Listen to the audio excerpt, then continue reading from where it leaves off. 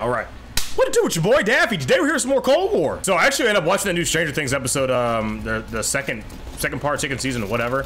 I watched that, I want to say about 15 minutes ago. I finished it up. I have a lot of thoughts, generally. I do like the season. It probably might be the best season, but the plot armor is, it's showing itself very hard. I definitely think, this is major spoilers. If you don't want to hear spoilers, click off this video, but leave a like first.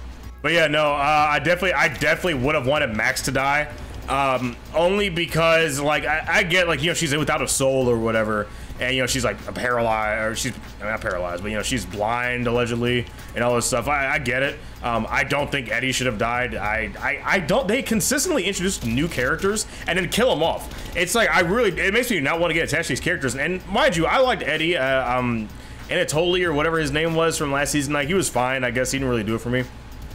I liked Eddie. I liked how he interacted with the cast, and when they killed him, I was super sad. I was very disappointed.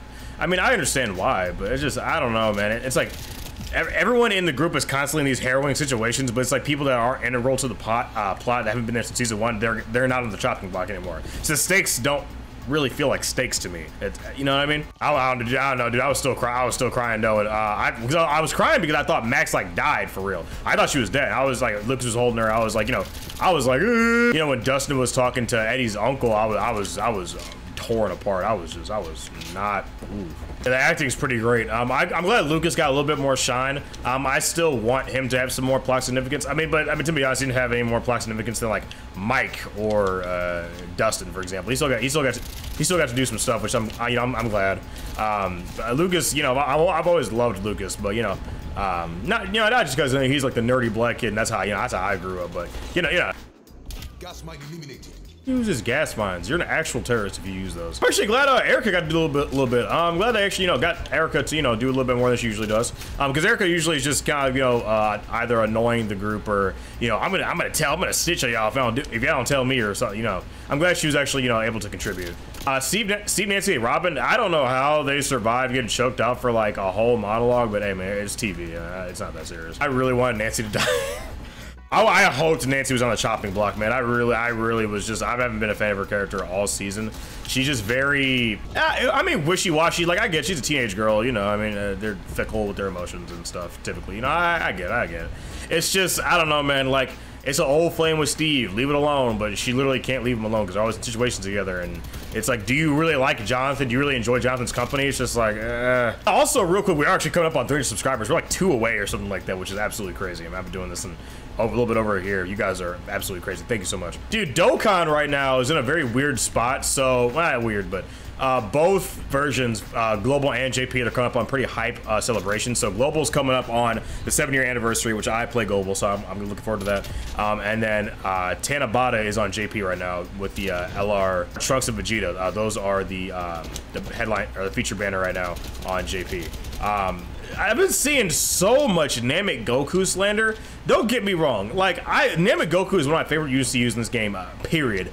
Superb link set, superior to a lot of use in this game, honestly. Like, if he had experienced fighters over, I don't know, Golden Warrior, he'd be A1. But that's just how he's built, unfortunately. He stacks, but he and Frieza, the reason they're so good is they do Mega Colossal in their 18 and 12 key, which no other units do that. I know, is there one? I feel like there's like one. I think there's like one unit that does that. I can't remember right now. But the thing about Namek Goku is he wasn't in the red zone meta, and people are judging him like he's in the red zone meta. And it's just, I don't know, he's weird. He came out, what, 6 months prior?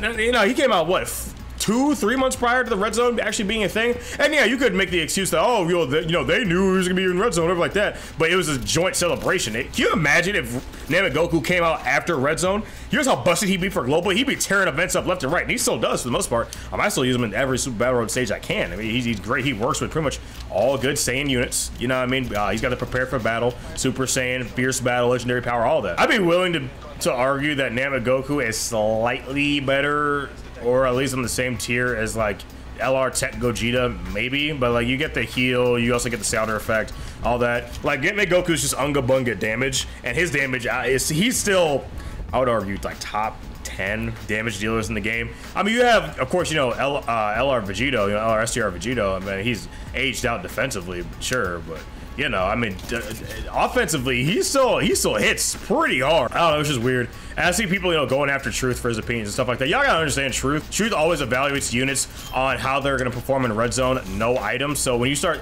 you know, making up excuses and put it on a cape for units, of course, it's not gonna work with him because he's always evaluating them at their peak and with, you know, in not their best situations, but he's always evaluating units in their maximized situations for the most part. Like you can wank them off in showcases, sure, but you know, it's not accurate. He's trying to evaluate them, you know, rainbow level 10 lengths, and a lot of players.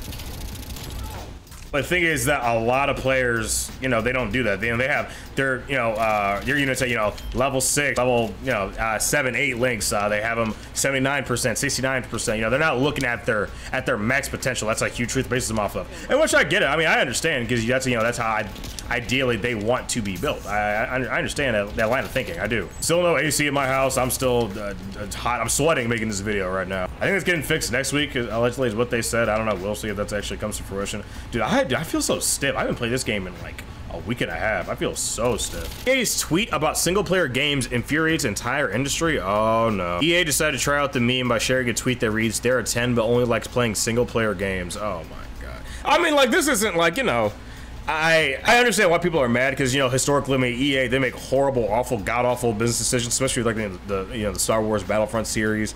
Pretty much everything they're in charge of, I'm gonna be honest with you. I mean, they had what, little to no support for, you know, Titanfall 2 after it came out on release. Like, even like, yo, Titanfall 1 garnered a lot of hype, but that died off pretty quickly. Titanfall 2, so many people were hyped, including myself, but they just never supported the game. Like, they never supported the game. They had like what, like 3 months of DLC, and that was it. Like, it was bad, dude. They completely dropped the ball. Their loot box practices are awful. I mean, they constantly pay to win content as well. It's just the EA is not respected in the video game industry at all. I mean, I get it. Like, I enjoy single player games a ton. You know, I mean, I pretty much growing up before, you know, we had internet at my house. That was pretty much all I played. I played mostly Sonic games. I played a lot of Zelda as well. My favorite Zelda games, I would probably say, would be Twilight Princess #1 and Skyward Sword. I love Skyward Sword. People didn't like Skyward Sword because the motion controls, I think, was fine. I actually really like the story. On one hand, I want to switch, but also I don't. Like, technologically, it's like, I don't want to say Nintendo's behind, but I mean, you look at, I mean, Sonic Frontiers, they just got another gameplay trailer, like an actual trailer. Like, Sega actually hired a marketing team. It wasn't even Sega, it was Nintendo, that put out a trailer for Sonic Frontiers, and it was recorded on the Switch, and it looks like cheeks. But, you know, I mean, it's coming out on PC, coming out on, you know, PS4, Xbox One, all that. I hate this map, dude. I kind of want to leave. Matter of fact, I'm not even bothering. No.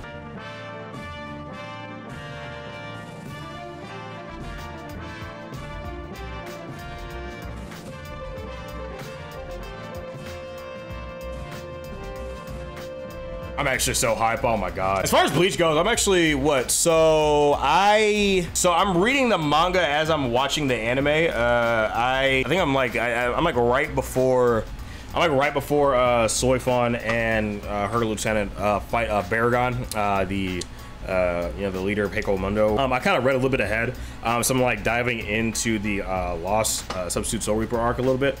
I don't know. I still have mixed feelings on Bleach. I feel like Bleach at its peak is like fantastic, but it still has a lot of issues for myself personally. Number one, the cast of characters is so big, it gets so hard to remember each character's name. I hate it.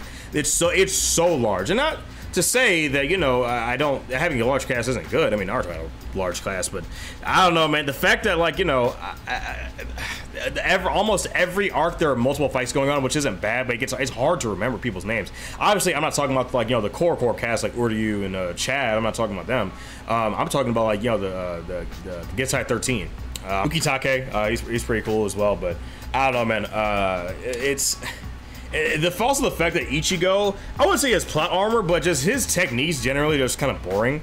Like, gets a Getensho speed, and that's it. Like, you know, at least Naruto had Rasengan. At least Naruto also had the Shadow Clone Jutsu, you know. I mean, I wouldn't say Naruto suffered from the same thing. Like, you had a bunch of people, like, Sasuke had an arsenal of ninjutsu they had. I mean, at the end of the day, Naruto, you know, in the war arc, he's had, you know, 12 different times. How did I get the same map? I meant to leave. Just to know Naruto, at least, you know, he had different versions of the Rasengan, you know, the mini Rasengan, Rasen Shuriken. Rasen Shuriken was hype when that came out, dude. Oh my god, I remember watching that.